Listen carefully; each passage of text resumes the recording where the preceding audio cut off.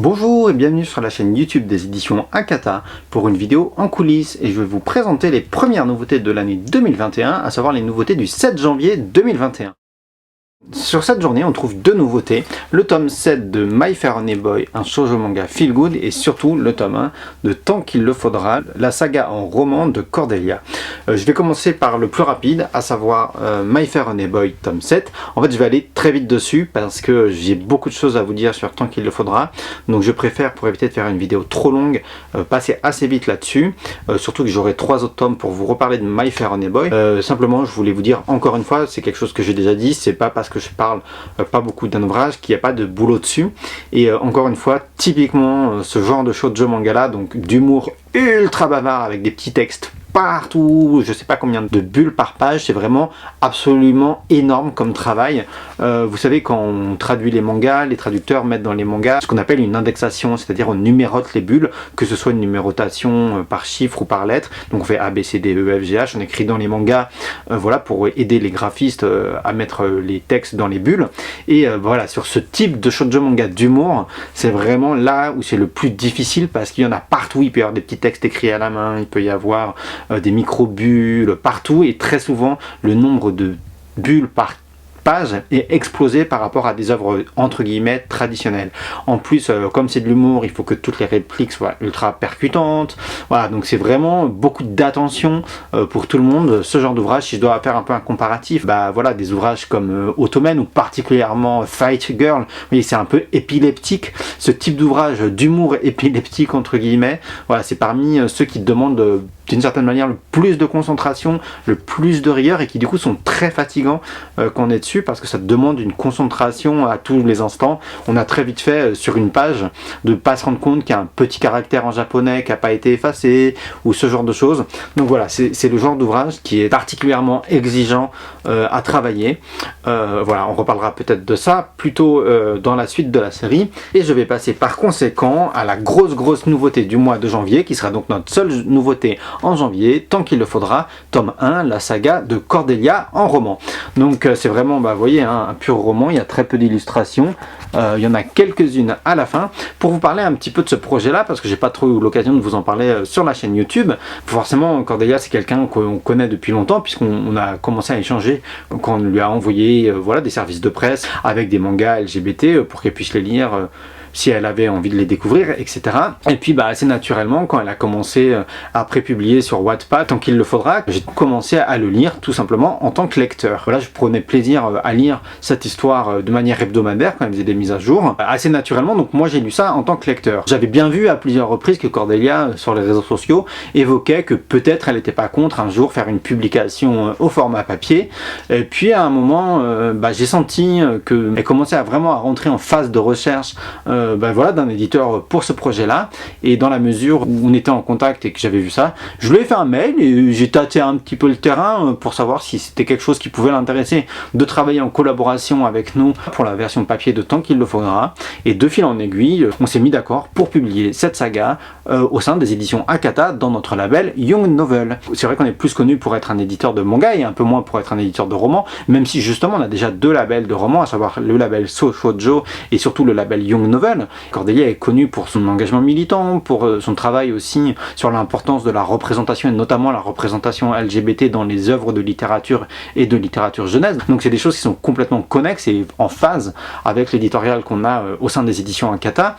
Et puis bah voilà, moi dans la mesure où, comme je dis souvent, les œuvres qu'on publie c'est des œuvres qu'on aime et qu'on a envie de partager. Ça c'était un ouvrage que moi j'avais lu et que j'avais apprécié, notamment je m'étais beaucoup attaché à différents personnages, et donc bah voilà, c'est vraiment un projet que j'avais envie de défendre, et d'une certaine manière je trouve ça assez marrant et assez cohérent, parce que en tant qu'éditeur de manga, on lit des œuvres en prépublication et après on les publie au format relié, et d'une certaine manière bah, c'est la même chose ici. Il y a une série qui a été prépubliée gratuitement intégralement sur Wattpad, et là on gère avec Cordelia la version au format papier. Donc finalement c'est assez proche de ce qu'on fait déjà sur les mangas, puisque les mangas qu'on vous propose sont entre guillemets des ouvrages retravaillés après prépublication. C'est quelque chose dont je vous parle assez souvent, notamment quand je vous parle des prépublications publication au format numérique et que après les auteurs, les dessinateurs, ils retouchent certaines planches, etc.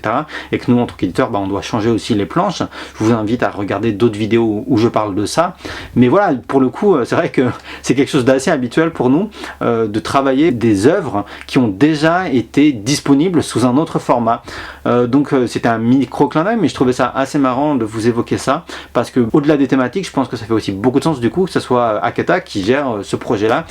au format relié. Après, bon, il y a vraiment beaucoup de choses que je peux vous dire sur cet ouvrage-là. Normalement, vous savez, sur les romans Shoujo et les romans Young Novel, chacun a sa charte graphique, notamment à l'intérieur, pour la mise en page. Et on a fait en sorte pour le moment que chaque collection soit très cohérente au point de vue de taille de caractère, et donc tous les romans de chaque collection, ils ont la même taille de police, la même marge, etc.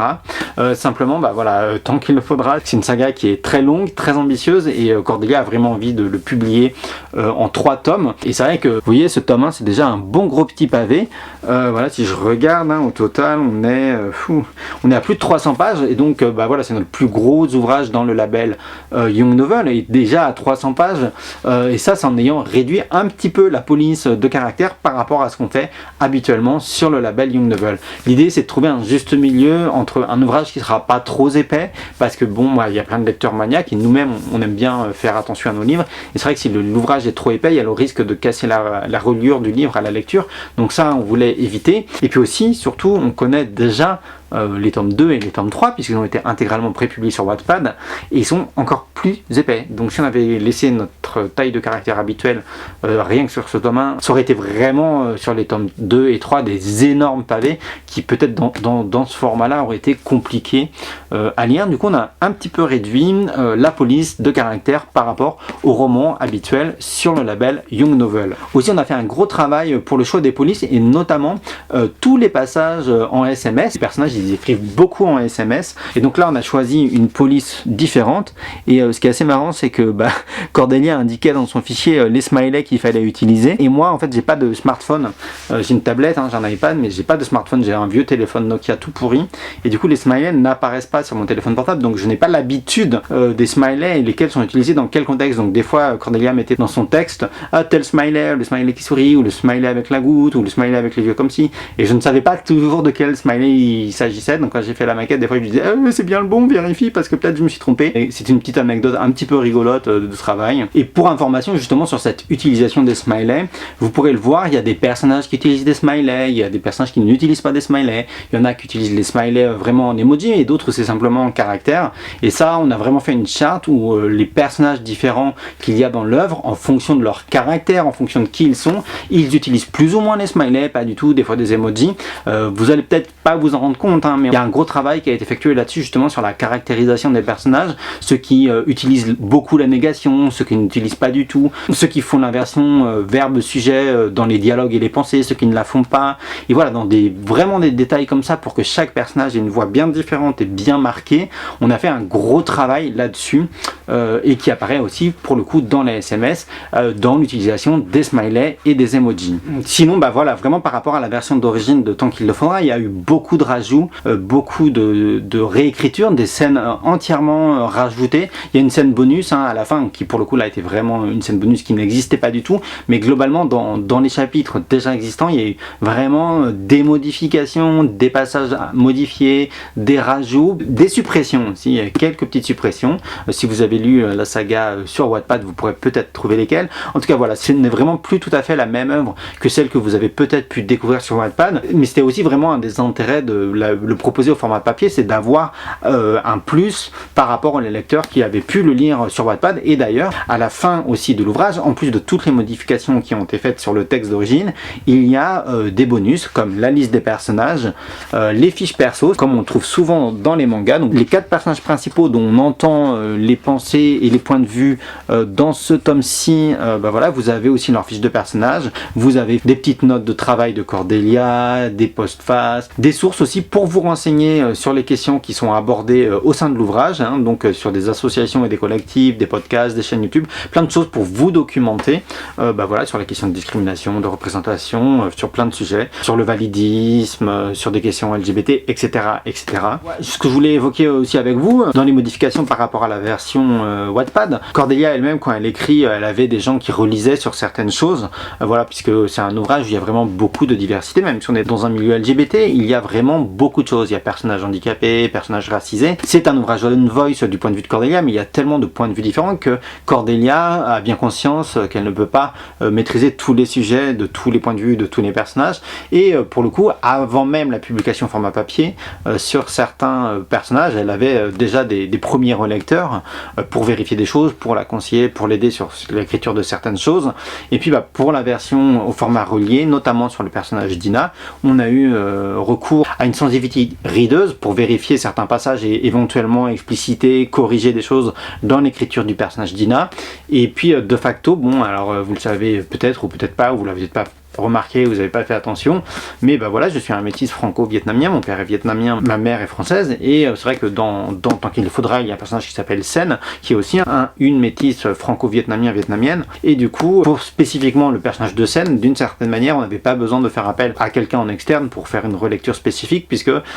j'ai fait plusieurs remarques à Cordelia sur ce personnage-là. En tout cas, on est très fiers et contents et heureux au sein des éditions Akata de pouvoir proposer et défendre ce projet qui est Tant qu'il le faudra, parce que c'est un projet comme il y en a peu, c'est une œuvre comme il y en a peu, où vraiment on assiste à la vie de personnages qu'on voit pas souvent dans des romans et qui sont présentés de manière très transversale avec beaucoup de points de vue différents, et ça montre que dans les milieux globalement LGBT, il y a beaucoup d'individus qui sont différents et que c'est pas monolithique, qu'il y a vraiment autant d'avis que d'individus, et ça c'est vraiment très important et très positif à notre avis. C'est vraiment un projet qu'on avait beaucoup envie de défendre, et je profite de cette vidéo pour remercier Cordelia pour sa confiance, d'avoir accepté de signer avec nous ce projet-là. Et aussi, voilà, j'espère que vous répondrez présent. Cordelia a eu une année compliquée par rapport éditorialement, parce que c'est vrai que c'est vraiment l'année 2020 où elle aurait dû se lancer vraiment professionnellement en tant que romancière, puisque il y a Alana et l'enfant vampire qui a été publié par les éditions Scrineo, mais qui a dû être reporté à cause du premier confinement. Et à l'origine, Tant qu'il le faudra, voilà, devait sortir en novembre 2020. Et bim, deuxième confinement, donc aussi ouvrage reporté. 2020, ça a été vraiment, je pense pour Cordelia, émotionnellement compliqué à gérer, ces reports sans arrêt d'ouvrage. On a beaucoup discuté avec Cordelia pour savoir justement si on reportait l'ouvrage ou pas, donc j'espère vraiment que vous répondrez présent, parce que voilà, de toute façon 2020 a été compliqué pour tout le monde, et là pour nous c'est super de pouvoir se dire on commence 2021 avec ce projet là, et ça va être voilà, une bonne première œuvre pour entamer l'année, et pour vous dire voilà, on sort d'une année compliquée, on sait qu'on va encore galérer pendant quelques temps, pendant quelques mois, peut-être plus même, enfin voilà, il y a plein de choses qui se préparent et on n'a pas forcément de maîtrise dessus, mais du coup on est très content de pouvoir arriver avec cet ouvrage là et d'entamer notre année éditoriale avec cet ouvrage là, et on espère vraiment que vous répondrez présent pour le lire. Le tome 2 sortira normalement avant l'été, et le tome 3 vers l'automne-hiver à la fin de l'année. Ça c'est des dates provisoires, actuellement Cordelia est en train de retravailler le tome 2 après des premiers retours qu'on lui a fait sur la première moitié du manuscrit, et voilà, on va continuer à travailler tout le projet comme ça, par échange, par dialogue. En tout cas voilà, après maintes péripéties et reports à cause de la situation, le tome 1 de Tant qu'il le faudra est enfin disponible aujourd'hui. C'est un livre dont on est très fier et qu'on est vraiment heureux de pouvoir vous proposer et de pouvoir défendre. N'hésitez pas vraiment à le découvrir, on espère que ça vous fera envie, on espère que vous vous reconnaîtrez dans les personnages, que vous vivrez avec eux, comme je le dis souvent quand je lis des séries en prépublication, en manga, j'ai l'impression de vivre avec les personnages pendant